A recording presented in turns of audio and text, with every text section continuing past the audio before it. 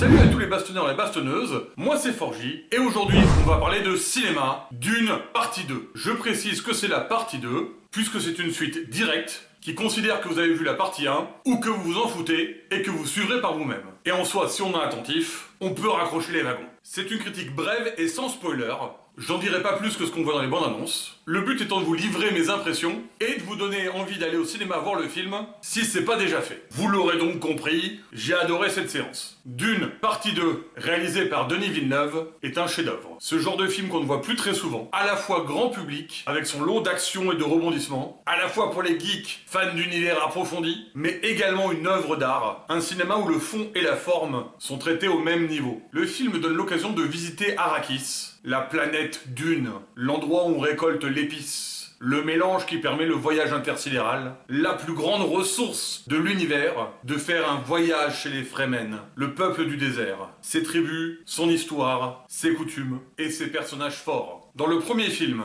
on avait pu voir la planète foisonnante et verdoyante des Atreides. Cette fois-ci, on aura un aperçu de la planète des Harkonnen, dans cette lumière intense où en extérieur tout le monde paraît en noir et blanc, comme si la gravité effaçait les couleurs. Une planète pesante, guerrière, dure, imposante à la manière militaire des Harkonnen. Mais la majorité du film se passe sur Dune, Arrakis. Dans le sable, dans les cités troglodytes des Fremen, où l'eau est la ressource la plus précieuse. Une symbolique très forte, l'eau de la vie, l'espoir d'aller vers un paradis verdoyant, la quête de ce peuple, guidé par le dernier des Atreides, pour redonner vie à Arrakis. Cette eau, cette vie, est une symbolique qu'on retrouve partout, dans l'image, dans les symboles, dans la mise en scène, et bien sûr dans les dialogues des personnages. Denis Villeneuve a agi ici vraiment comme un réalisateur, un metteur en scène. Il a fait des choix, de créateur. C'est une adaptation, il a choisi ce qu'il allait mettre en scène. Quel personnage privilégié, quel récit mettre en avant, comment faire en sorte que tout s'imbrique, soit compréhensible, donner du rythme, savoir quand prendre son temps, et quand accélérer. Il y a un vrai souffle dans ce film. Il ose être poétique, nous perdre dans les tribus, dans les dunes, mais toujours avec une certaine intensité, faisant que le film ne paraît jamais long, jamais trop lent, même quand il montre au lieu de dire.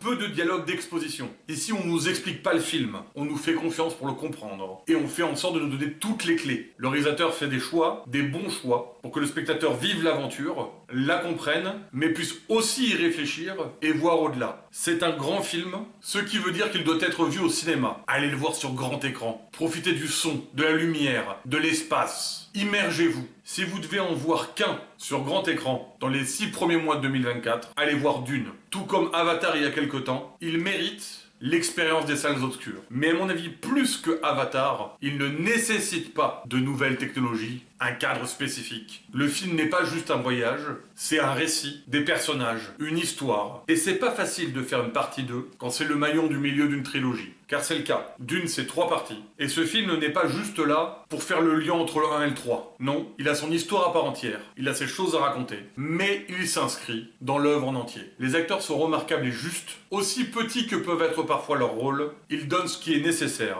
Ils ont été parfaitement mis en scène. Tous les enjeux sont compréhensibles. On ressent quand des choses sont cachées, quand il y a plus à voir, qu'il faut approfondir. On nous pointe dans la bonne direction, mais rien ne nous oblige à réfléchir de trop. Tout vient avec le temps. Voilà pour cette critique rapide et sans spoiler. Pour ceux qui l'ont vu, n'hésitez pas à faire vos commentaires et à me dire ce que vous en avez pensé. Et pour ceux qui ne l'ont pas encore vu, croyez-moi, achetez votre place, allez au cinéma, laissez-vous emporter par cette expérience et venez me dire dans les commentaires ou sur le Discord, lien dans la description, ce que vous en avez pensé, si vous êtes d'accord avec moi ou pas. Et ce que ce film vous a fait ressentir, si vous êtes impatient de voir le 3e.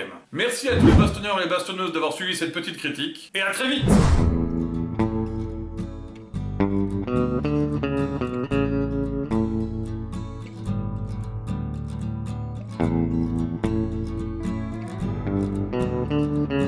Thank you.